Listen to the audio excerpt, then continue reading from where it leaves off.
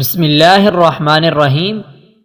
احنف بن قیس رضی اللہ تعالی عنہ فرماتے ہیں کہ حضرت عمر رضی اللہ تعالی عنہ سے ملاقات کے لیے ایک مرتبہ مدینہ منورہ جانا ہوا۔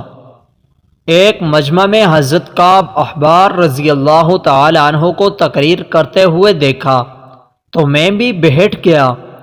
وہ فرما رہے تھے کہ حضرت آدم علیہ السلام نے وفات کے وقت اللہ سے عرض کیا، یا اللہ میری موت سے میرا ازلی دشمن ابلیس بہت خوش ہوگا، اس کو تو قیامت تک زندہ رہنا ہے۔ جواب ملا، آدم تم انتقال کے بعد جنت میں چلے جاؤ گے اور وہ ملعون قیامت تک دنیا ہی میں رہے گا۔ آخر میں اس کو موت آئے گی تاکہ ساری دنیا کے لوگوں کے برابر موت کی تکلیف اٹھائے۔ حضرت آدم علیہ السلام نے ملک الموت سے فرمایا، ابلیس کی موت کا منظر مجھے بھی کچھ بتاؤ۔ فرشتے نے سنانا شروع کیا تو وہ اتنا دردناک تھا کہ حضرت آدم علیہ السلام سن نہ سکے۔ فرمایا بس کرو، اب نہیں سنا جاتا۔ اتنا فرما کر حضرت کعب رضی اللہ تعالیٰ عنہ خاموش ہو گئے۔ لوگوں نے کہا، حضرت کچھ ہمارے سامنے بھی اس کی موت کا منظر بیان فرمائیں۔ پہلے تو انکار کیا مگر لوگوں کے بے حد اصرار پر فرمایا، جب قیامت قریب آئے گی لوگ حسب عادت بازاروں میں مشغول ہوں گے۔ اچانک ایک زوردار دھماکہ ہوگا جس سے بہت سے لوگ بے ہوش ہو جائیں گے۔ اللہ ملک الموت سے فرمائیں گے، میں نے سب سے زیادہ تمہارے مددگار و معاون بنائے اور تم کو ان سب کے برابر قوت دی۔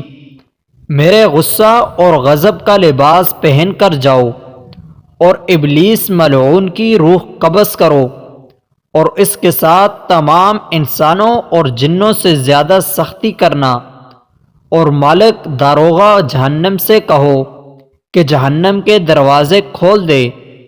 ملک الموت غیظ و غضب میں بھرے بہت سے فرشتے کے ساتھ دنیا میں اسی طرح آئیں گے کہ آسمان و زمین والے دیکھ لیں تو خوف کے مارے پگھل جائیں۔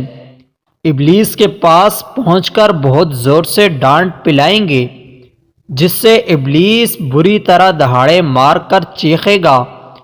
اگر دنیا والے اس کی آواز سن لیں تو بے ہوش ہو جائیں گے۔ تو ملک الموت ابلیس سے کہیں گے، خبیث تو نے بہت طویل عمر پائی اور بے شمار انسانوں کو گمراہ کیا جو تیرے ساتھ جہنم میں جائیں گے۔ آج ان سب کے برابر تجھے موت کا مزہ چکھاؤں گا۔